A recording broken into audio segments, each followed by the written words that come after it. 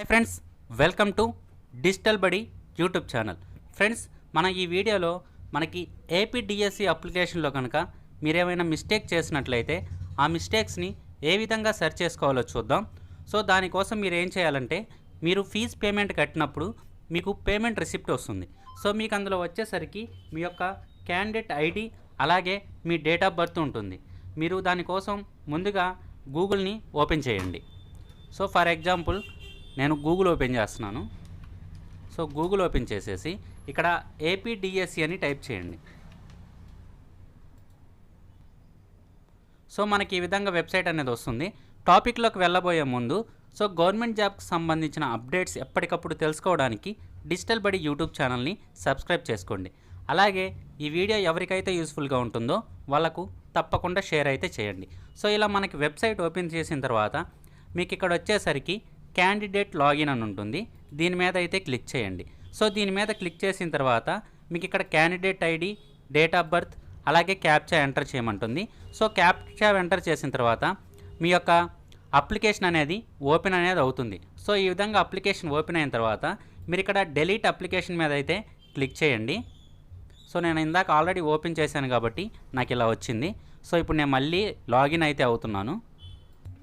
So మీరు ఇక్కడ login అయిన తర్వాత ఏం చేస్తారంటే, ఇక్కడ డెలీట్ క్యాండిడేట్ అప్లికేషన్ అని ఉంటుంది. సో దీని మీద అయితే క్లిక్ చేయండి. సో మీకు ఇక్కడ ఈ విధంగా మీ అప్లికేషన్ అనేది ఓపెన్ అవుతుంది.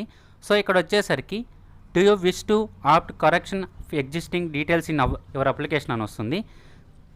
సో ఇక్కడ చూడండి, you have only 3 chances left for deleting your application అని ఉంటుంది. సో ఇక్కడ మీరు ఎస్ ఆర్ నో అని ఉంటుంది.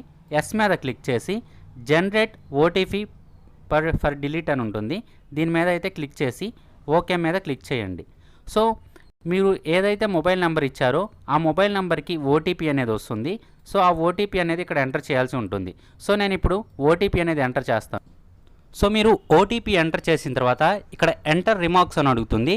సో మీరు దేనికోసం అనేది అప్లికేషన్ అనేది డిలీట్ చేసుకొని మళ్ళీ చేస్తున్నారో ఆ డీటెయిల్స్ అనేది ఇవ్వండి. ఫర్ ఎగ్జాంపుల్ నేను టెట్ మార్క్స్ అనేది తప్పుగా ఎంటర్ చేశాను, లేదా టెట్ హాల్ టికెట్ నెంబర్ తప్పుగా ఎంటర్ చేశాను కాబట్టి సో టెట్ మార్క్స్ అని పెట్టేసి డిలీట్ క్యాండిడేట్ అప్లికేషన్ మీద క్లిక్ చేస్తున్నాను. సో మీ యొక్క అప్లికేషన్ అనేది డిలీట్ చేయాలనుకుంటున్నారా అని అడుగుతుంది. ఓకే మీద క్లిక్ చేయండి. సో ఇప్పుడు మీ అప్లికేషన్ అనేది డిలీట్ అయిపోతుంది. సో ఇప్పుడు మీరు ఏం చేస్తారంటే, క్యాండిడేట్ సర్వీసెస్లోకి వచ్చేసి అప్లికేషన్ ఫామ్ మీద క్లిక్ చేయండి. సో అప్లికేషన్ ఫామ్ మీద క్లిక్ చేస్తే మీ అప్లికేషన్ అనేది ఫ్రెష్గా ఓపెన్ అవుతుంది. సో మళ్ళీ మీరు అప్లికేషన్ అనేది ఎటువంటి తప్పులు లేకుండా అయితే అప్లై అయితే చేసుకోవచ్చు.